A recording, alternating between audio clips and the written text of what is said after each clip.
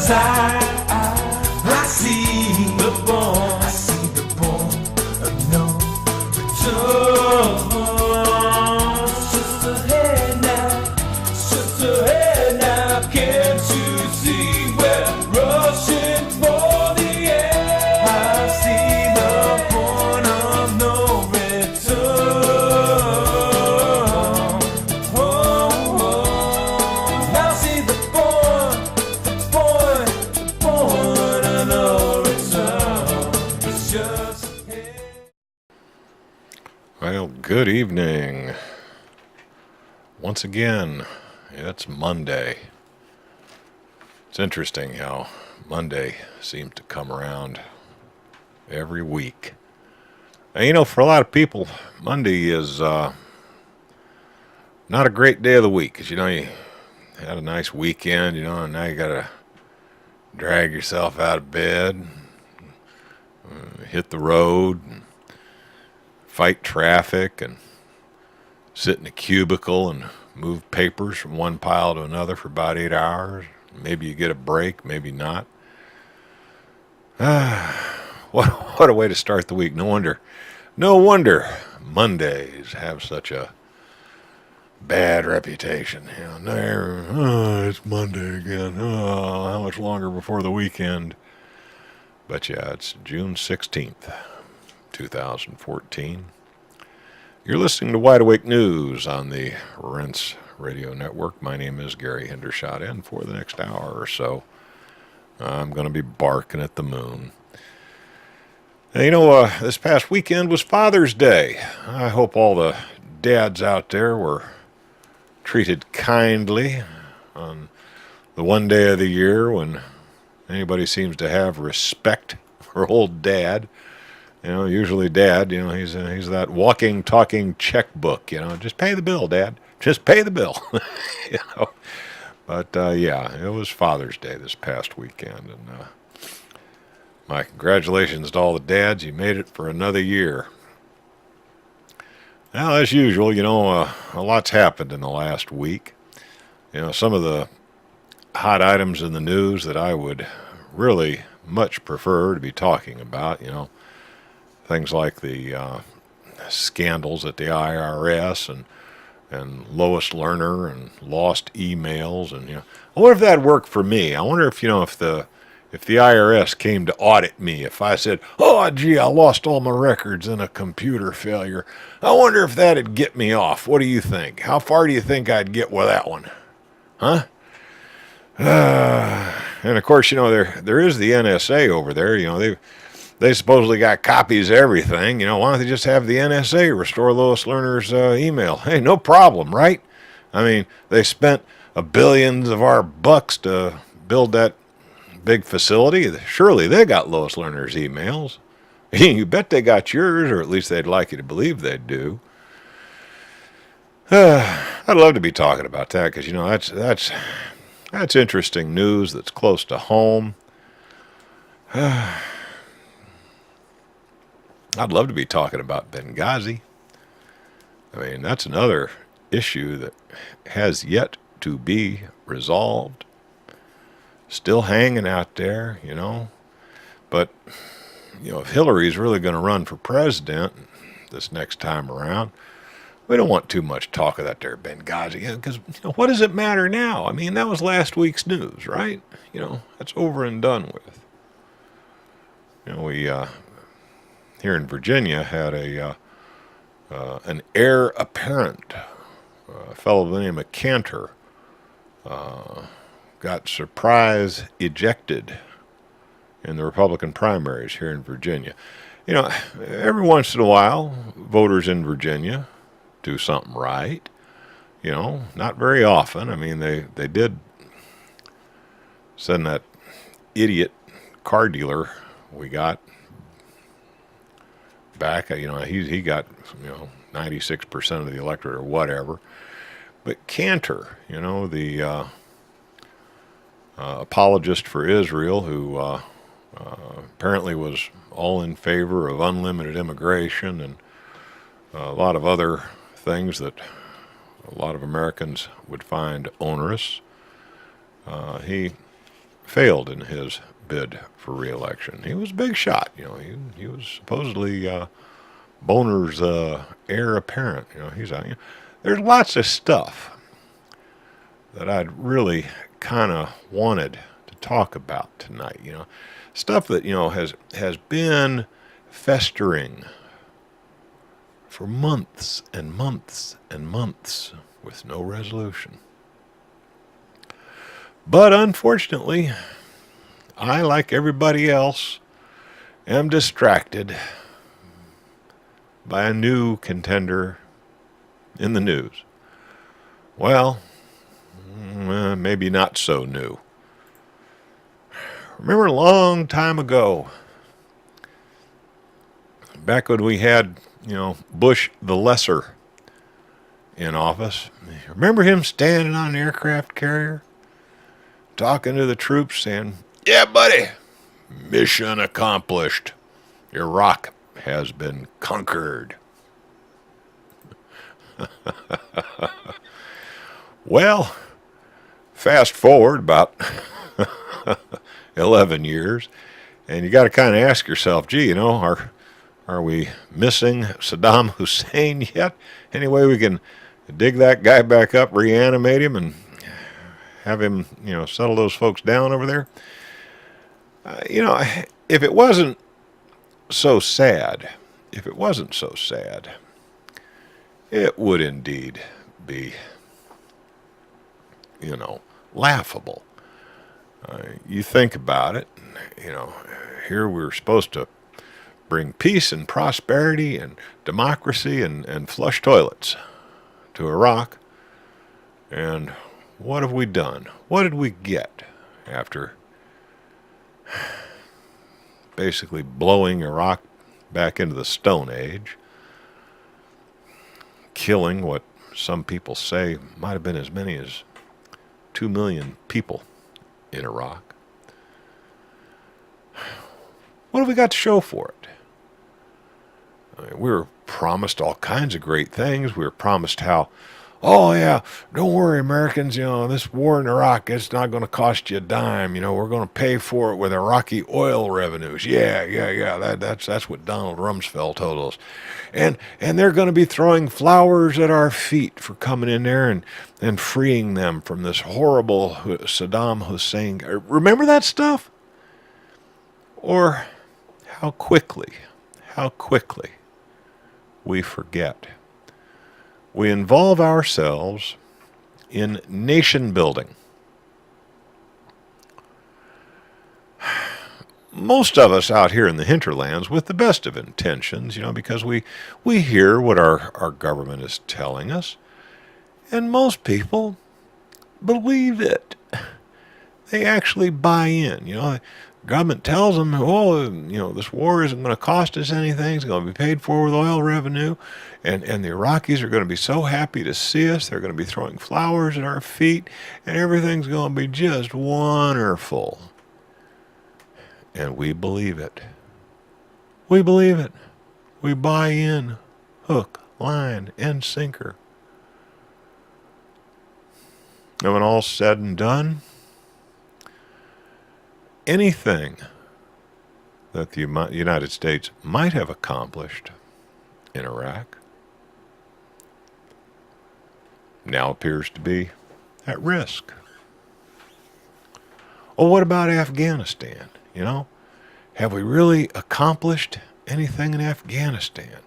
Again, maybe 1.5 million people killed. We don't know, okay? Because nobody's really telling us.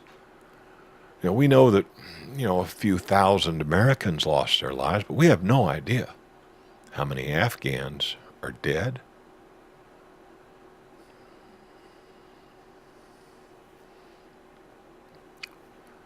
Think about how the destabilization of Libya and Egypt was carried out.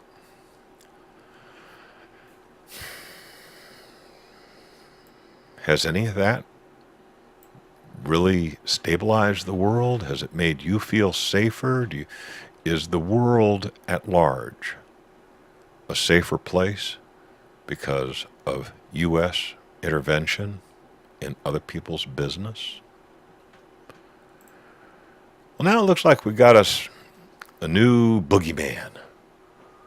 You know, for the longest time there, you know, you had to check under your bed every night to make sure that this, bearded guy with a satellite phone and a laptop wasn't hiding under there. You know, this guy Osama, remember that? Oh, yeah, we had this really bad boogeyman, Osama bin Laden, man. He was out to get you. You know, he was hiding under your bed. You had to worry about your neighbor. You know, if your neighbor starts growing a beard, you know, you had to be watching him.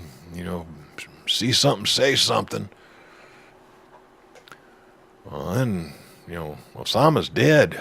You know, I think Barry in the White House needed a photo op, you know, so he needed, you know, to distract us from something. So, you know, mission accomplished. Osama's dead. But we still got this thing, Al-Qaeda out there. Oh, Al-Qaeda. Oh, you got to check under your bed every night looking for Al-Qaeda because he's hiding under there. He's going to get you. Oh, Al-Qaeda's out to get you. Uh-huh. Well, you know, people get bored after a while. You know, you keep waving this boogeyman at them, you know, waving this boogeyman. And, yeah, boogeyman turns out to just be one of those stories that mom and dad tell a kid to give them the willies at night, you know. Well, now we got this new outfit, ISIS or ISIL, depending on, you know, who you listen to, you know. And these guys got kicked out of Al-Qaeda because they're just too badass for Al-Qaeda. Whoa, baby, they must be really scary boogeymen. Oh my God, I better check under my bed, make sure ISIS ain't under there. Oh man, these guys are scary.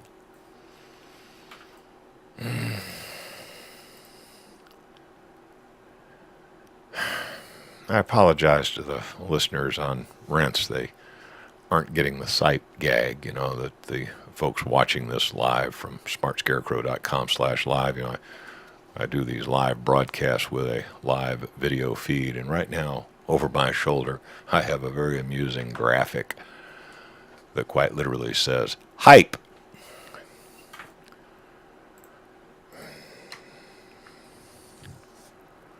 Just what is ISIS or ISIL, depending on, you know, which news agency, you know. I found a pretty good report on a blog over at pando.com. That's PANDO.com. And yeah, the links to the articles that I'm going to discuss tonight are always posted at smartscarecrow.com. If you find the blog entry for June 16th of 2014, you'll be able to access links to all the various articles that I've sourced for my presentation tonight. But yeah, this fella gives a pretty darn good history, but just briefly, ISIS is a sectarian Sunni Muslim. Now, you know, you got the Sunnis and you got the Shias, okay? Now, the Sunnis were the group of Muslims that were pretty much Saddam's buddies, okay? Back when Saddam was running Iraq, it was being run primarily for the benefit of the Sunni Muslims.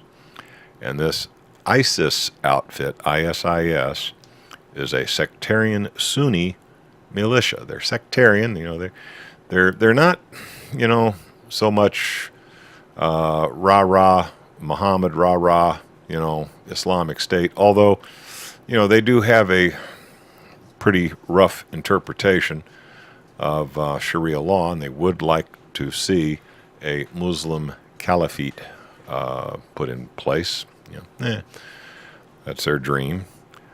Now, as militias go, they've got a pretty good-sized membership, about 10,000 or so. They number about 10,000. Most of them are Iraqis who were probably inconvenienced when the United States threw out their buddy Saddam, and are now looking for their pound of flesh. Some of these fellows in ISIS are fellow travelers from Syria. A handful are, the much touted white jihadis from Europe. They get a lot of press, but they're not really a significant fighting force. Probably the most significant fighting force within ISIS is a group of about 1,000 Chechens. Just ask the Russians. I mean, these are some tough SOBs. They're some mean fighters, and they do have a way of producing propaganda that makes them seem like they are a hell of a lot meaner and nastier than they really are. Well, where do these guys come from? All of a sudden, just overnight, they come and they kick Iraq's ass in a number of cities up in the northern portion and in the central section. Well, the bottom line is they weren't really fighting against Iraqi regular military. They were fighting against loosely organized, kind of like neighborhood watch and their local police departments. Now, think of what would happen in L.A. if the Crips and Bloods decided to get together, raided the National Guard armory, so they had, armored personnel carriers, maybe a few tanks, some really good heavy weapons, and just, moved on L.A. Do you really think the L.A. Police Department would be able to do much about it?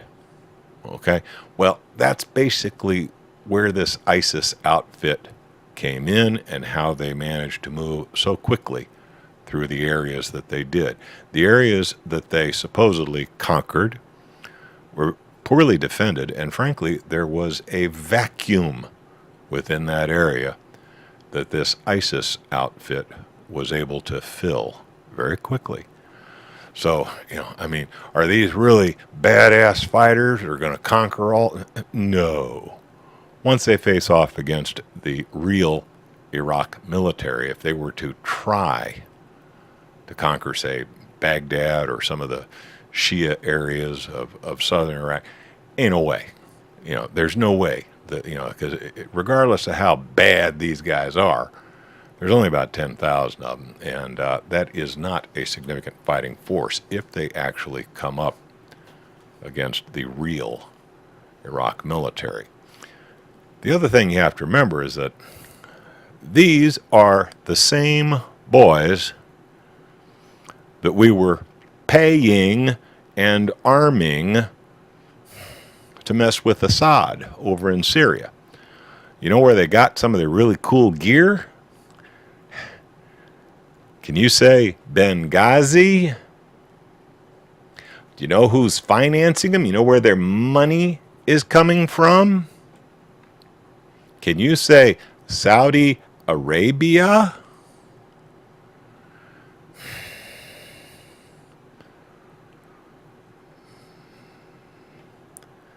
Now, I don't pretend to be a Middle East expert. I don't pretend to have any special knowledge of these things. I read a variety of reports from a variety of different sources. I sift through. I try to decide, what makes sense to me. But I'll have to look to you to consider the evidence and make up your own damn mind. But right now, a lot of what's going on in Iraq is looking like a staged photo op brought to you by the same folks who reported on all those poor babies being thrown out of their incubators and all the terrible stuff, trying real hard to get you whipped up into war fever. Because, see, there's other issues out there. There's issues like Benghazi and IRS and, so many other issues a lot closer to home where we have obvious villainy on the part of the government, or at the very least, rogue elements within the U.S. government, that you really need to be distracted from. And there ain't nothing that will distract you from the fact that, your dollar has recently dropped in purchasing power by about 15-20%. Just this year, just within the last 6 months, you've lost 15 to 20% of your purchasing power. Your dollar is worth that. Have you looked at the price of gasoline? Have you looked at the price of food at the market? So, there are a lot of issues here in the United States that we should be holding our government's feet to the fire over, that you really need to be distracted from, because, can't have you slaves out there getting uppity and actually expecting something for your tax money. That's not how it works in the United States of America. Not in the 21st century, anyway. I'm hearing the music in the background. I'm going to have to slip out of here for a few minutes while the network sells some product to keep the lights burning. I'll be back right after these important commercial messages. Well, I can tell you I'm taking a little bit of flack from some of the folks in the chat room. Let's see here. Meat Dog says, yeah, but you don't have to surrender to those slots. Well, no. But, I got to stop and I got to think. Is it really my fight? Okay? This ISIS outfit, they ain't invading Norfolk. They ain't invading Chattanooga. They ain't invading San Francisco. What got us into this trouble in the first place is butting our noses in where it don't belong. Now, Obama, for all of his faults, has so far said, we may help with some intelligence, we may fly some drones in there, we may send some Hellfire missiles up some guys' butts and do some things like that, but there ain't going to be no U.S. boots on the ground. Then right after he finishes saying that, he talks about how we're going to send a whole bunch of military, I guess the military advisors and special forces that we're sending over to Iraq, I guess they don't wear boots. I guess they wear sneakers or something. We're going to send them over there in some sneakers, so that Obama can't be called a liar, and that there are not going to be any U.S. boots on the ground. Just be some Chinese sneakers with Americans in them. I don't know. And this thing about how fast these guys organized and kept. No, come on. These guys were organized originally to kick Jordan's butt, okay? Long ago. Jordan's got a pretty tough internal security apparatus, and basically these boys have been on the run for quite a while because, Jordan kicked their ass. All right. Now, they were totally dispossessed and didn't have anybody to hang their hat on until Bush and Cheney came along and kicked Saddam out of Iraq, and then you had all the Sunnis, feeling dispossessed because their boy got the, he's gone. So they felt that there was a vacuum now, and these fellows kind of slipped in to fill that void, and a lot of displeased Iraqi Sunni Muslims joined up with this operation, and that's really how they got fired up. Now, what's been keeping them going for quite some time is U.S. and European interest in overthrowing the regime in Syria. These are the same boys that we've been paying a lot of money to go and kick Bashar Assad's rear end out of Syria. Well, they've decided, that's too much like work, and ain't nobody really guarding this area here in Iraq, so let's go kick some butt over there. Now, I can tell you, as soon as these fellows face off against the Kurds in the north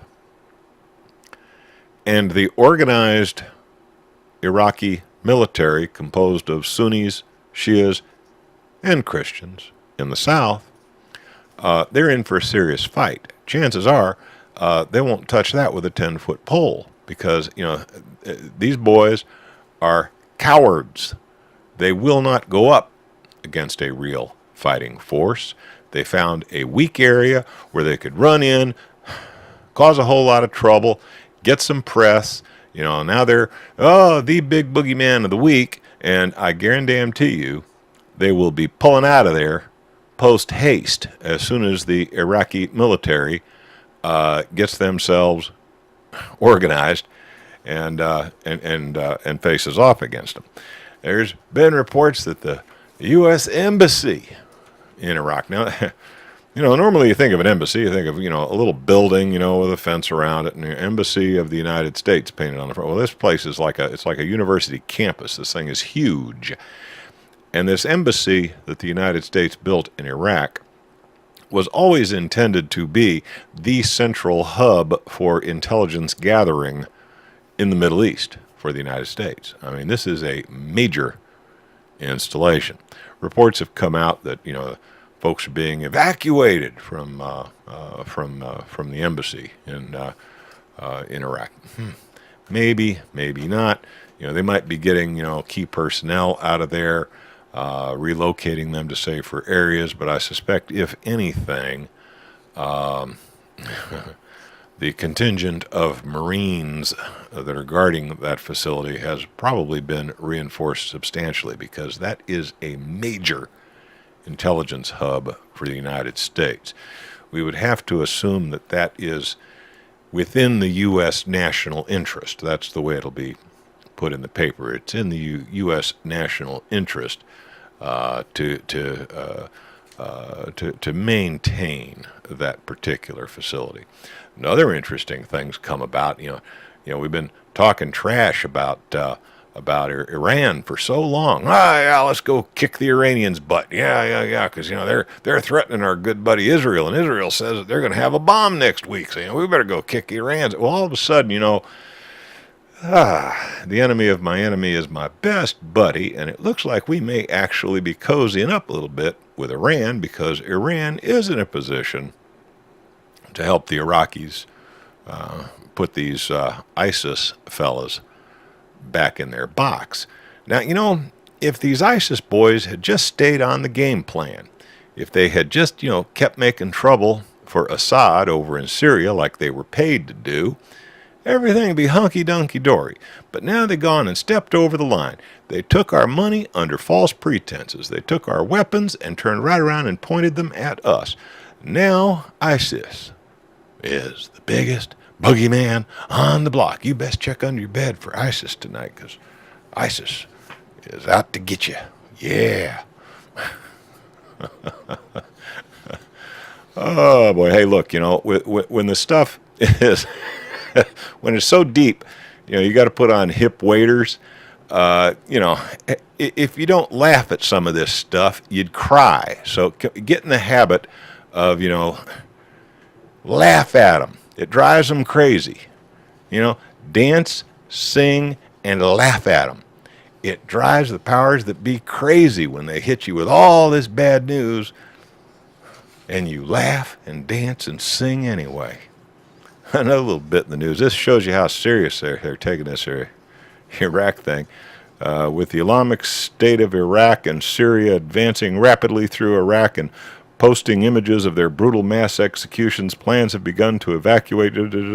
However, Secretary of State John Kerry hosted a conference on the world's real vital security issue, climate change. Yeah. I'm telling you. Truth is stranger than fiction. You could not make stuff like that. You couldn't even put all this stuff in a Tom Clancy novel and have it, How about this one? Here's a. Now look, this.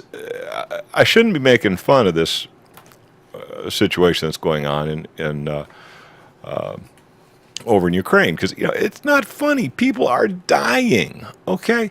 But what's funny, what is hilarious, is the stories that come. It's not funny that people are dying. That is never funny. But the absolutely ridiculous stories coming out of both sides of this. now that gas has been cut off, apparently Russia's finally got fed up. Okay, they could not reach a deal with Ukraine on all the past gas bills that they haven't paid, and pricing for future deliveries of natural gas. So Russia's finally just got fed up, and they turned off the spigot today. And now they're coming out complaining that during the period of time they were under negotiations, Ukraine's been pumping massive quantities of natural gas that they've siphoned off of the pipes going off into Europe, and they're storing it in underground facilities. But it's just crazy. It's just crazy. Gazprom has an agreement with the European Commission that if shipments of gas through Ukraine are interrupted, then the issue of Opal pipeline capacities.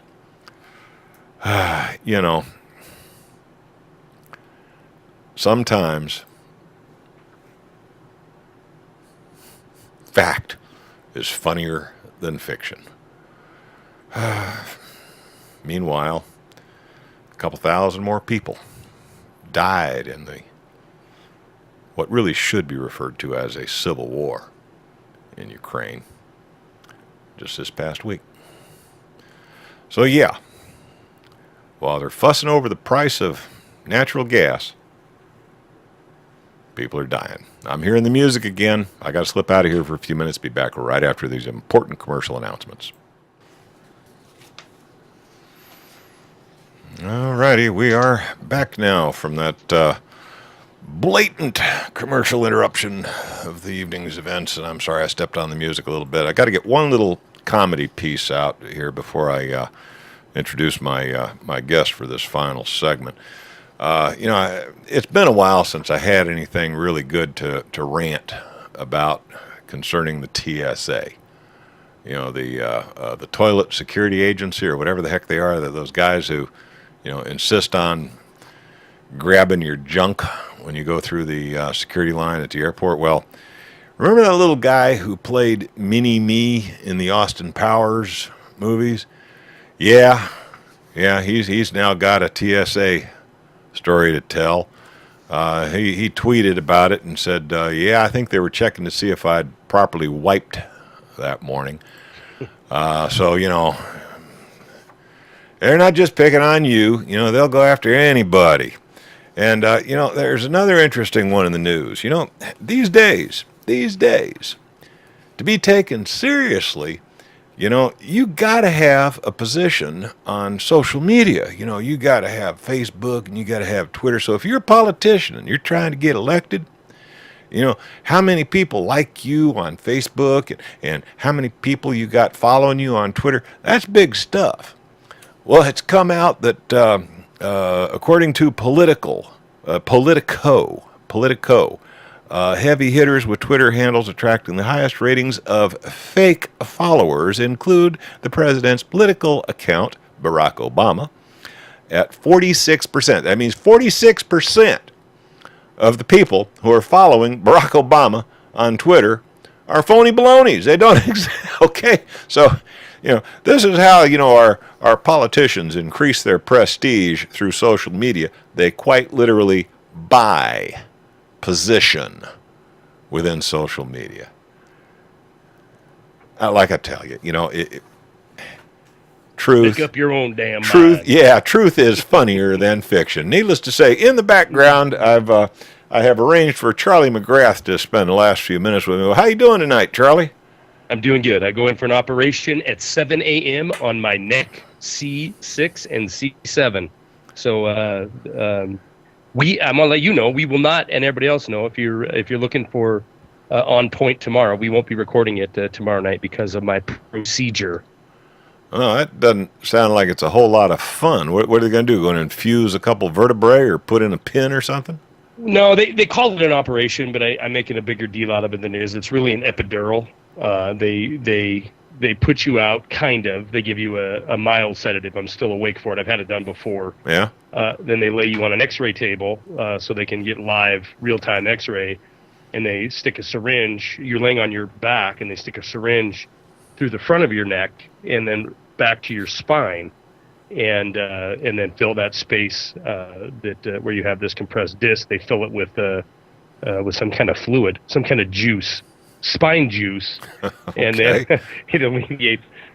What happens is that the nerve has a channel that it runs through, and sometimes that channel gets collapsed, and they're just in all kinds of pain from it. So hopefully this fixes the problem for the next 10 years or so. But who knows, Gary? I was listening to your program talking about Ukraine, talking about Iraq. I put out a video, a rare weekend video, where I talked about, this is when ISIS, and I'm sure you covered this. I didn't catch the first 15 minutes of your program, but the connection between the CIA, the funding from the West, when they were inside of Syria, they are the Al-Nusra Brigade, or whatever they call themselves, inside of Syria. But I did a video on Friday night when they had just taken Mosul, Bajai, Tikrit, Samarra, and a few other towns, but they certainly have pressed quite a bit further south since then. And this is going to get very, very ugly. I mean, and now I caught on your last segment where you're talking about protecting we're going to claim we have vital interests over there to protect, and I'm assuming you're talking about the largest embassy in the world. Yeah. Our little college campus out in the hills. Yeah, it takes up 60 football fields. It's massive, 5,000 workers there, and there's one big fat blast wall around the whole perimeter of it.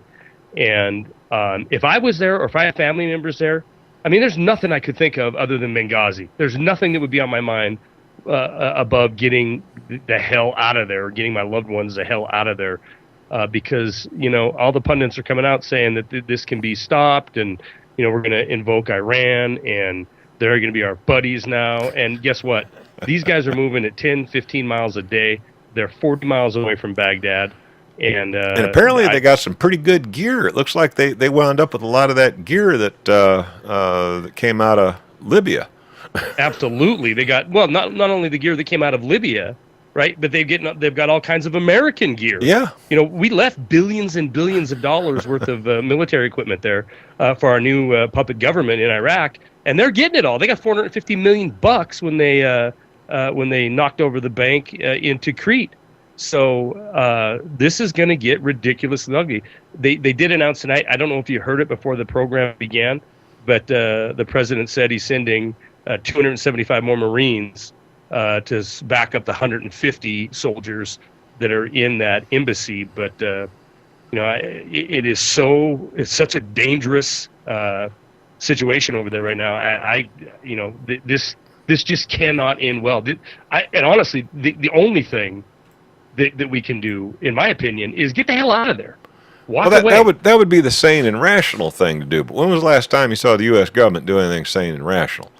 Well, and besides that, man, they want a freaking war. There's so many issues that the average Joe Blow needs to be distracted from. Look, I think I know. I think that I have a theory I'm developing here on exactly how this is going to play out and benefit the destabilized crowd in Washington, D.C., the true agenda, right, of destabilizing these regions. Here we are. We have 160, soon to have about 400 troops guarding the embassy, 5,000 embassy workers there. Maliki, who was a puppet install, who is an absolute utter failure. His government is a complete and utter failure, and it is collapsing. Now, we're asking Iran, through backdoor channels, to take part in holding off ISIS. I think that's exactly the plan. Draw Iran into another Iran-Iraq war to weaken them and further destabilize that region of the world. I think this is probably drawn up and being executed just like the CIA dreamt up, or MI6 dreamt up. I mean, we got to remember these dudes that are rolling through Iraq right now. A lot of them are carrying M4s. A lot of them are using U.S. equipment, and a lot of them were funded inside of Syria to go after Assad. So, you're right, Gary. It is all about destabilizing, and a lot of people want war. And I think the final result is going to be Iraq will be partitioned into three separate countries. I think the Kurds have been waiting for their payoff for quite some time.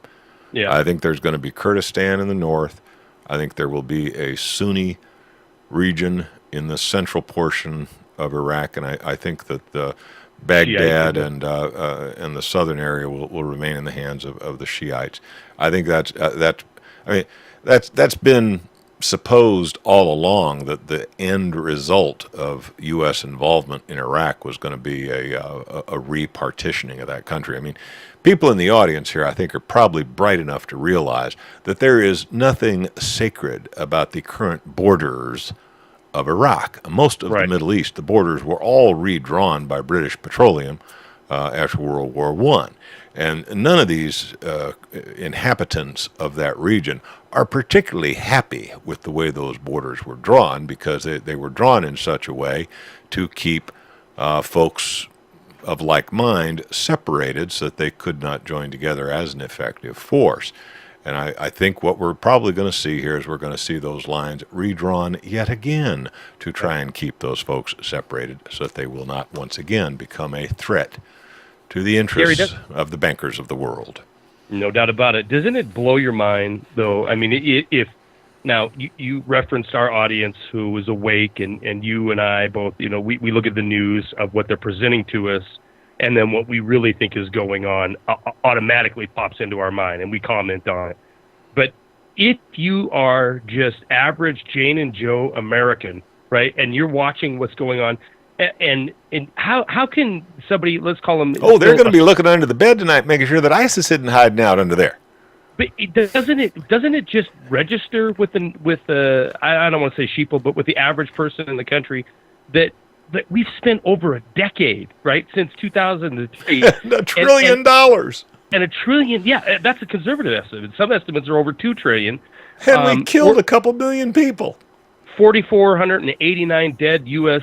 soldiers, and 100,000 plus wounded. We don't know how many came back completely, broken mentally and spiritually. But this has got to rank as an absolute utter failure, right? Of the proportion. I mean, where's the outrage? Where's of your generation who saw, the failure of Vietnam? At least there was, some participation by the people marching in the streets anti-war. Where are they? You got to be kidding me. We're talking about... They must be all Democrats. And see, this week's, it's the Democrats' war. So, all the anti-war protesters must be Democrats. And they don't want to go out there and protest against Obama's war. Somebody call them a racist. I think you know what? I think the sentiment is there. There's a lack of coverage. I don't know. All I can think is that they're too busy. They're too busy on their cell phones playing video games, watching football on TV, drinking beer. That's the only thing I can think about. Too many distractions. Your generation, right? You didn't have as many distractions, at least the electronic type. We had our distractions. Yeah, I was going to say, you had a little more organic, probably, distractions. And I'll tell you, when those young women started burning their bras, that was very distracting. Well, maybe that's what we need now. Some burning bras to draw some attention to this. But we managed to take care of business. We managed to we got out in the street and we made our position on the issues. Well, it needs to happen again. It needs to happen again. And briefly, I know we're going to run out of time here any second here. Guys, keep your eyes on Iraq. I know that's a dumb thing to say right now, but you know how stuff cycles out of the news cycle so quickly. It is an important story, but so is Ukraine. Russia cutting off that gas today, that's a big deal, and it's going to continue to get ugly in Eastern Europe. Gary, wrap it up. Charlie, thank you for stopping by for those few minutes and having a little tete-a-tete with me. But to the audience, thank you so much for watching tonight's Barking at the Moon. I am Gary Hendershot. I'm signing off, and you betcha I'll see you next Monday. Good night, all.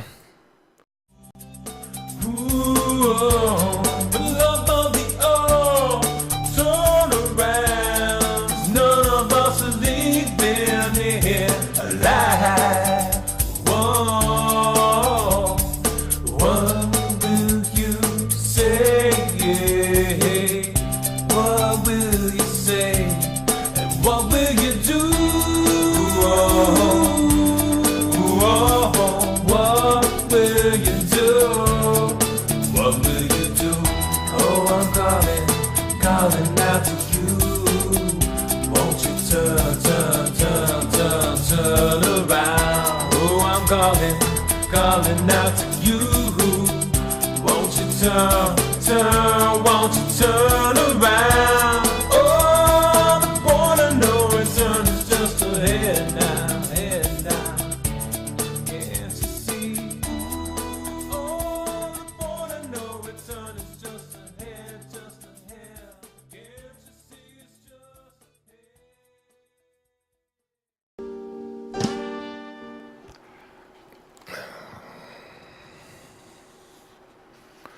Well, I had two other articles that I was going to cover tonight. Charlie wanted to get in and say his piece on the Iraq thing, so I had to bag these. But this is interesting. The Obama administration is contacting hundreds of thousands of people with subsidized health insurance to resolve questions about their eligibility. Yeah, you know it. I just love Obamacare.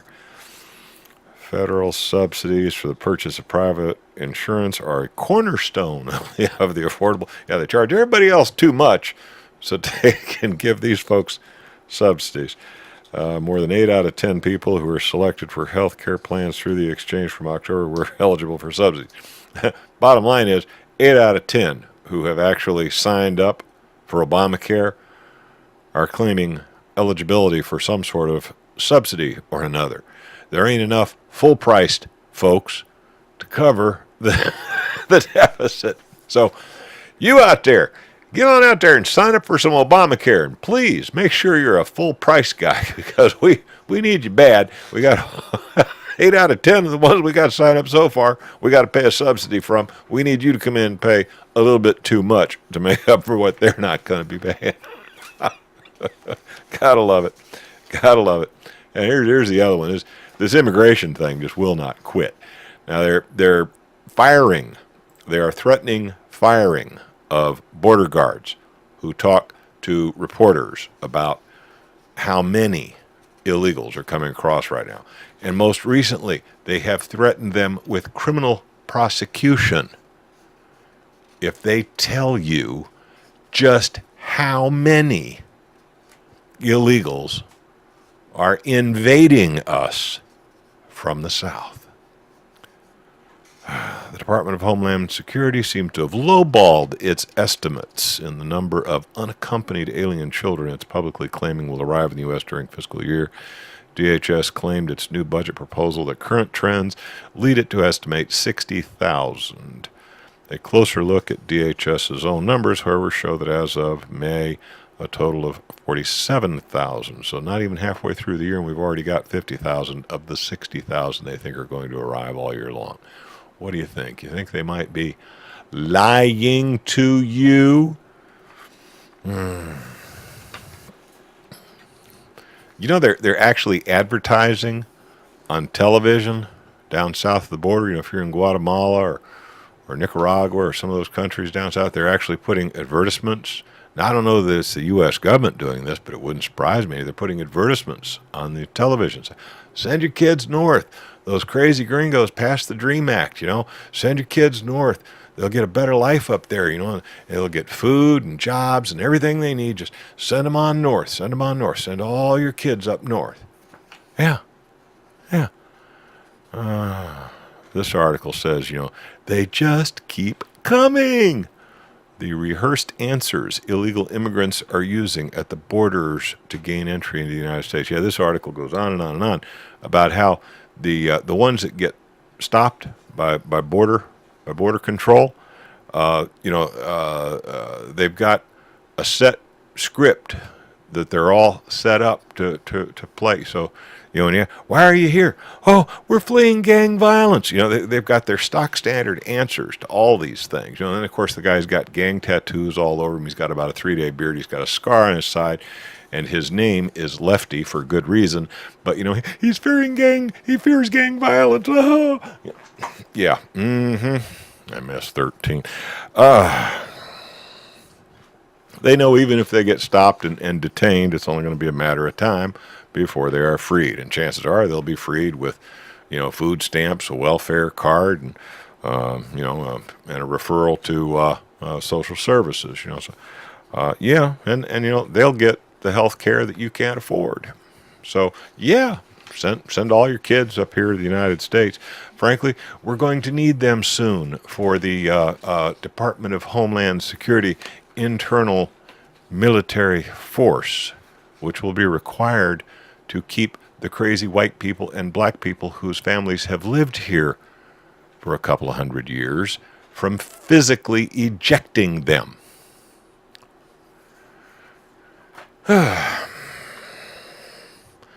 So what did I miss in the news tonight, guys? I'm sure there was a couple of really hard-hitting items that because I was so distracted with what's going on in Iraq. I'm sure there were at least a couple of really hard-hitting, important items in the news that I missed. I mean, do you really want me to talk about Miss America?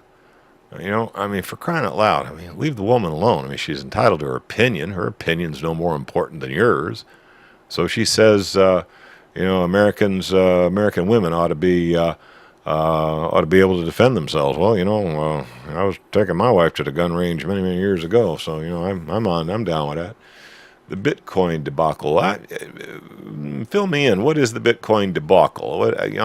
I'm not sure. Actually, I think one state has got one of the United States, one of the Western states has got something going through right now where they're going to take Bitcoin in payment for taxes. So I don't know.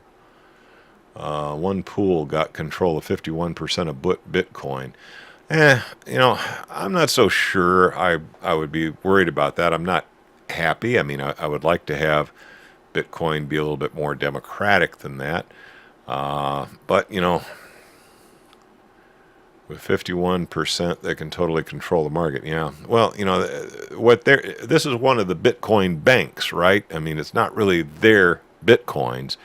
They are holding them in trust and charging rent on them for people who actually own them. Is that not correct?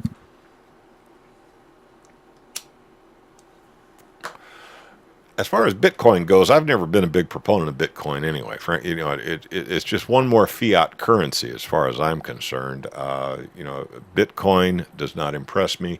I will not be involved with any of this electronic money because, frankly, if the shit hits the fan, one of the first things that's going to go out is the computers that maintain the Bitcoin exchange. That'll just no longer be available. So I want something that actually resembles money that I can bury in my backyard, and if necessary, stick in my pocket. Take a walk over to my neighbor and say, hey, you got a nice garden there. I see you're growing some watermelons. I wouldn't mind, having some of them watermelons. I got this here, piece of silver, this here piece of gold. How much of your produce can I get for that? Because chances are, that real money, regardless of how bad things get, even if we get back to Mad Max type days, I have a funny feeling that, precious metals that have been considered precious for over 6,000 years will probably still be considered precious, and you will be able to use them as a medium of exchange. Anyway, that's my thoughts on it. Everybody has their own idea. Everybody's entitled to their own opinion. Bitcoin, to me, I don't see any advantage to Bitcoin that a dollar bill wadded up in my pocket doesn't have, other than the fact that some Nazi banker, Nazi fascist Zionist banker, he didn't get the advantage of distributing it. That's the only advantage I see to Bitcoin. It's still fiat funny money. Heading up to how about the government getting set up to regulate navigation systems? Well, see, now that you too can have your very own drone, you may decide to weaponize your drone. So, navigation systems, I can understand why they would want to regulate those. We will trade mood dust. Once Elon Musk gets there, we will trade mood dust. Yeah. Well, you can eat gold, I guess. I wouldn't recommend it, but the fact of the matter is, if the money's worthless, If the shit has really hit the fan, and you're down to bartering with your neighbor for stuff they got that you need, or maybe you're bartering with your neighbor for something you got that he needs. If there's nothing else that is acceptable trade goods, chances are the recognized old virtuous gold and silver, what people have considered money for thousands of years, they'll probably come back in fashion. Or, I don't know. See, that's the problem. Nobody really knows. If we get back to Mad Max days, it could be that, a single 22 caliber long rifle bullet would have the buying power of what a dollar has today. I heard some fellows speculating about that the other night. Toilet paper. Yeah, somebody in the chat room mentions toilet paper. You might wind up getting a steak dinner for a roll of toilet paper. You just don't know. You just don't know. And a lot of it'll be regional. People have an abundance. Maybe in some areas, people have an abundance of toilet paper, so you can't get nothing for toilet paper. But man, if you took about 5-10 cases of that toilet paper and hiked it 100 miles down the road, you could own the town for a truckload of toilet paper.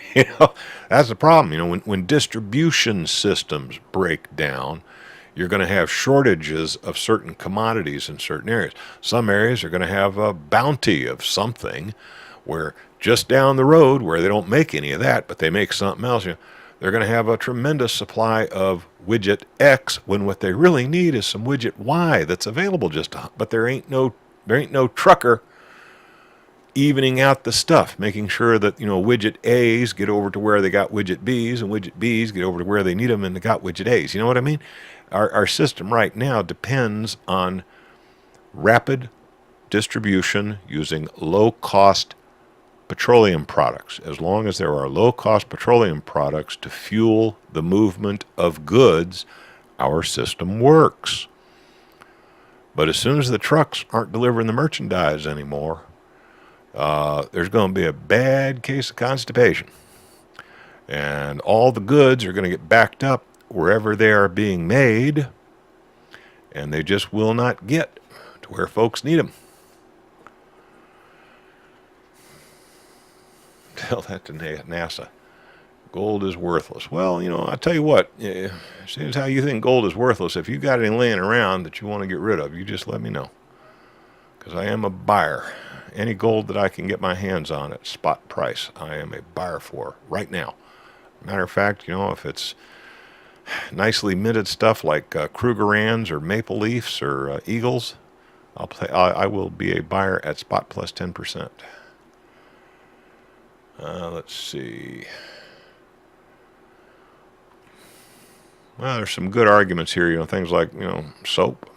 Yeah.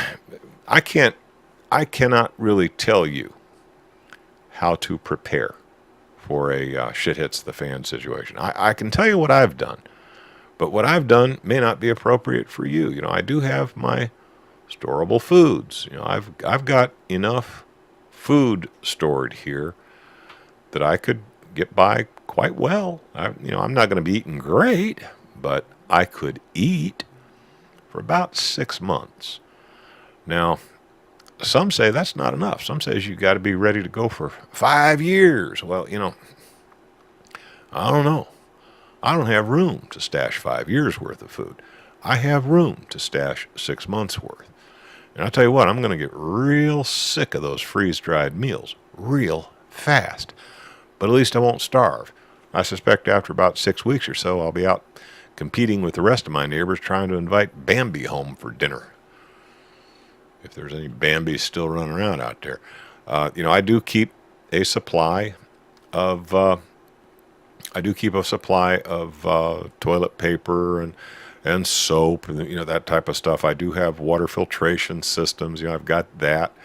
I've tried to do what I think are the bare minimum reasonable and practical things to prepare for any kind of natural disaster, be it a hurricane or a tsunami.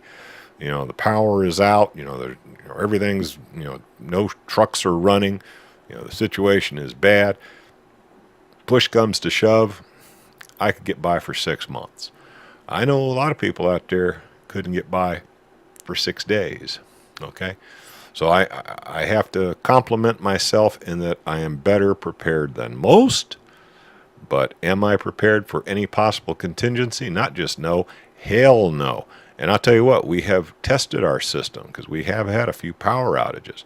And I have refined our systems here based on experience, based on a couple of power outages, where we were only inconvenienced for a matter of days. But gee, after a couple of days, gee, I sure wish I had some of this. Okay, as soon as things get back to running again, let's make sure we add that to the kit. Have you thought about oil lamps? I've got half a dozen oil lamps around here, and I've got some spare oil. If the power's out, oil lamps worked great for people for, a couple thousand years. They're better than no light at all. You thought about that?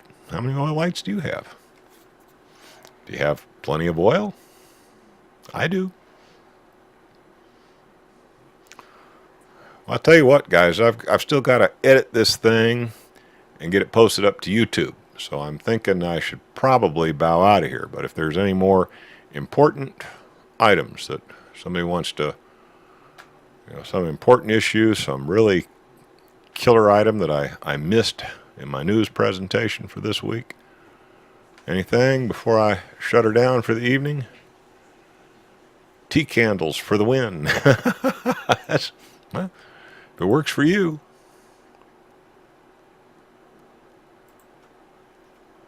Well, I appreciate that. I don't want to put myself out there as some kind of a savior or special person. I am just an average guy who is going to suffer as bad as any of you if shit does hit the fan. I've been trying for a long time to try to make this nation the country that I wanted to hand off to my kids, but I'm afraid on my tombstone it's probably going to be, hey, he gave it the old college try, but he failed. This is certainly not the nation I wanted to hand off to my children. I'm right at that stage now where I'm getting ready to hand the ball off. Okay, I'm into my 60s. Time for me to start winding down. Time for the next generation to come along. And I'm looking at it saying, boy, this is not really what I had in mind to leave them. And I'm doing everything I can, but there's only so much one man can do. But damn it, you got to do something. You got to pick your issue. There's so many of them out there to choose from. You got to be responsible for picking your issue. If everybody picks one, chances are they'll all get handled. Pick one issue, make it yours, and try like hell to change that one issue, that one item. Don't be distracted by the fact that there's a million other issues. Just trust that somebody else will have picked up those other issues and are carrying that ball. You just worry about that one issue that you've picked up and make that one yours. Get it handled. If we all do that, it will be a better world. And on that note, I'm out of here, y'all. We'll see you next week. Good night.